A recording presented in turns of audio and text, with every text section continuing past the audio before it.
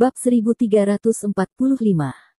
Mendengar perkataan Abel, Ani di ujung telepon terkejut dan bertanya dengan bingung, Saya ditahan oleh Tuan Ho.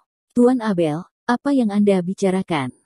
Saya sedang berbicara tentang pengalaman Anda baru-baru ini, Miss N. Bukankah Anda pernah ditahan oleh He Jiarong?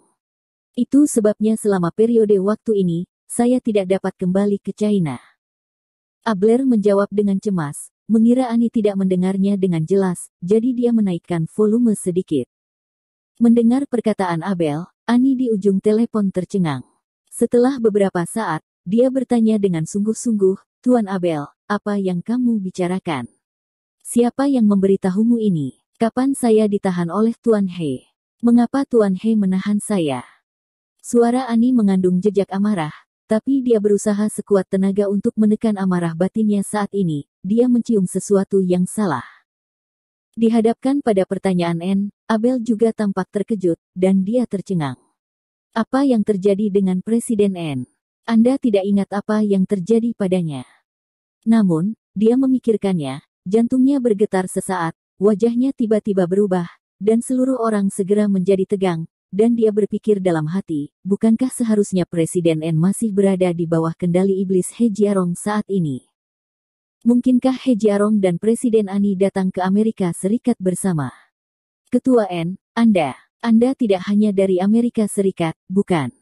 Abel tampak sesak, merendahkan suaranya, dan dengan hati-hati bertanya kepada Ani, jika seseorang di sekitar Anda memperhatikan Anda dan Anda tidak nyaman untuk berbicara, Anda dapat batuk untuk menunjukkan kepada saya. 1 batuk berarti penolakan, 2 batuk berarti penegasan.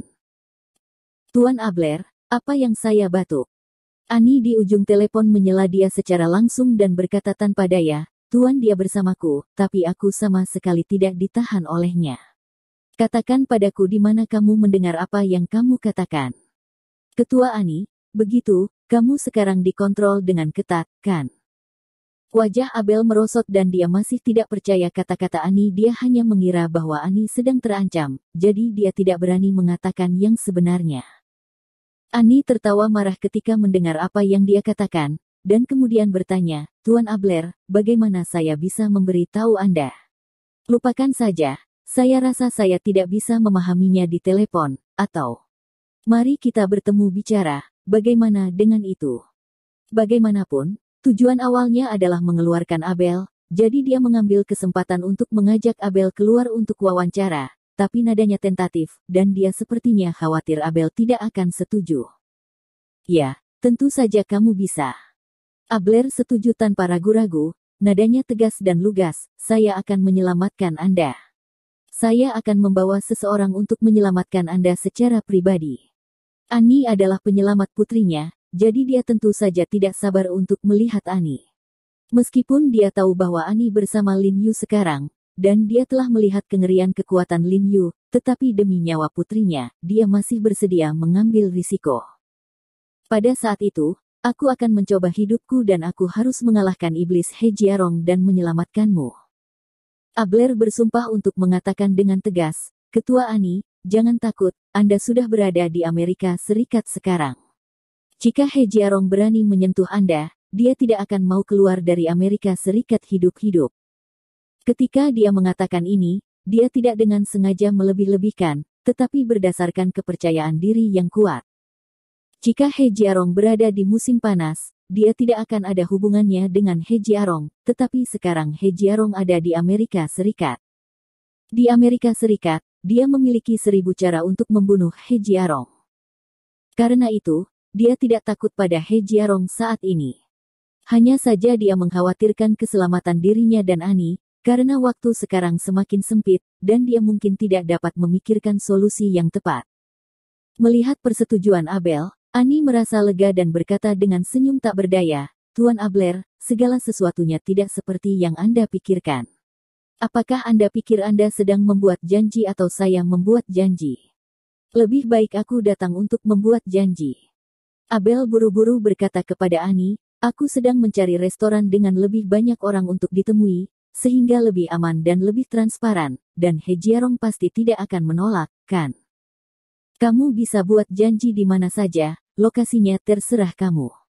Annie berkata dengan acuh tak acuh, dia dan Lin Yu tidak peduli di mana Abel mengatur lokasi, selama Abel setuju untuk bertemu dengan mereka. Ya, lalu taruh di Lanzen The Western Restaurant di 24 Kobe Avenue.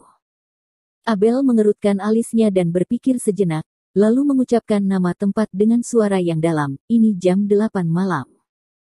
8 malam. Melihat bahwa Abel telah mengajukan waktu sangat terlambat, Annie tidak bisa membantu tetapi ragu sejenak, dan dia tidak mengerti mengapa Abel mengatur waktu begitu terlambat. Ya, jam 8 malam.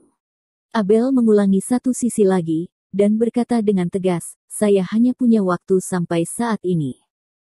Mengapa dia tidak ingin melihat Annie lebih awal dan membiarkan Annie datang dan merawat putrinya lebih awal, tetapi dia tidak bisa.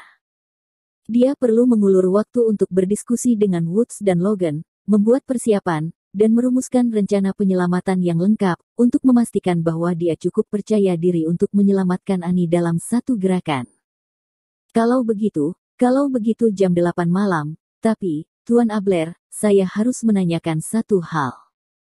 Kata-kata Annie berubah, dan dia berkata kepada Abler dengan hampir memohon, bisakah Anda memberitahu ayah saya dan Tuan Logan tentang kepulangan saya ke Amerika Serikat? Lebih tepatnya, jangan katakan kecuali Anda. Siapa saja. Abler jelas terkejut ketika mendengar kata-kata Anne, dan tidak mengerti mengapa Anne membuat permintaan seperti itu tanpa bantuan Woods dan kantor khusus, akan jauh lebih sulit baginya untuk menyelamatkan Anne. Dia tanpa sadar melihat kembali ke Woods tidak jauh, dan melihat bahwa Woods telah selesai berdiskusi dengan Andre dan yang lainnya saat ini, dan dia berdiri di tempat menatapnya sambil tersenyum. Melihat ke sisinya, Woods tersenyum dan mengangguk ke mampu. Able juga buru-buru tersenyum dan mengangguk ke arah Woods, lalu menoleh, mengerutkan kening dan bertanya dengan suara rendah, Presiden N, mengapa Tuan Woods tidak tahu? Apakah He Jiarong mengancam Anda dan membiarkan Anda?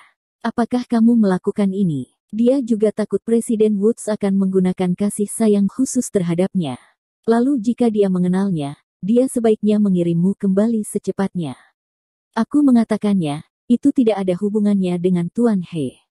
Annie berkata tanpa daya, pokoknya, jika kamu baik untukku, kamu harus melakukan apa yang aku katakan. Setelah pertemuan, aku akan menjelaskan kepadamu secara detail. Melalui panggilan telepon singkat ini, dia bisa merasakan bahwa Abel sepertinya bertanya padanya, karena sikap Abel telah banyak berubah dibandingkan sebelumnya, jadi dia yakin bahwa Abel pasti akan menyetujuinya, dan pasti akan lakukan seperti yang dijanjikan. Benar saja, mendengar suaranya yang begitu khusyuk, Abler ragu sejenak, dan akhirnya setuju dengan suara yang dalam, berkata, Oke, kalau begitu saya tidak akan memberitahu Tuan Woods dulu, dan tunggu sampai kita bertemu di malam hari. Dia bisa merasakan ketegangan dan tekanan dari kata-kata Annie, berpikir pasti ada sesuatu yang tersembunyi, itulah alasan utama dia setuju. Setelah berbicara dengan Annie, Abel menutup telepon. Tetapi pada saat ini, sebuah telapak tangan ditampar di bahunya, dan pada saat yang sama sebuah suara yang tebal dan tersenyum terdengar di telinganya, Abler, apa yang tidak bisa Anda ceritakan?